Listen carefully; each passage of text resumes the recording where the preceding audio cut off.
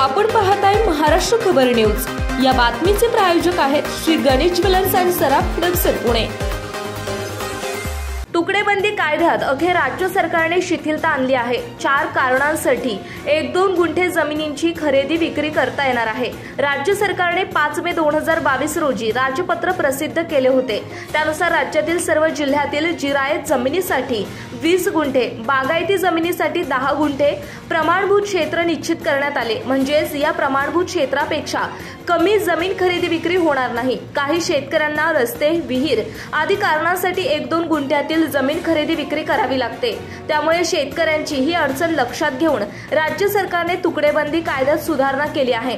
कायद्यात सुधारणा करण्याबाबतचे प्रारूप राज्य सरकारने 14 जुलै 2023 रोजी जाहीर केले होते। या प्रारूपावर मागविण्यात आलेल्या हरकती सूचना निकाली काढून प्रारूप अंतिम करण्याचे राजपत्र 14 मार्च रोजी प्रसिद्ध करण्यात आले। शेतात विहीर तसेच शेतरस्ता आणि एखाद्या सार्वजनिक कामाकरिता आवश्यक भूसंपादन केल्यानंतर किंवा जमिनीची थेट खरेदी केल्यानंतर प्रमाणभूत क्षेत्रापेक्षा कमी असलेल्या शिल्लक जमिनीकरिता आणि केंद्र किंवा राज्य सरकारच्या ग्रामीण घरकुल योजनेच्या प्रायोजनाकरिता तुकड्यातील जमिनीचा व्यवहार आता करता येणार आहे।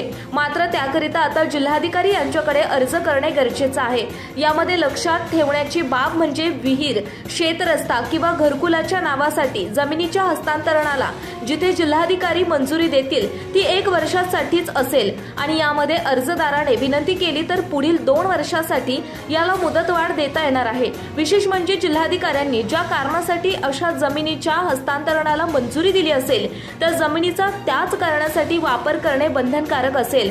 जर असे झाले नाही तर दिलेली मंजुरी रद्द करण्यात येईल। आपण पाहताय महाराष्ट्र खबर न्यूज। या बातमीचे प्रायोजक आहेत Shri Ganesh jewellers and Saraf production Pune.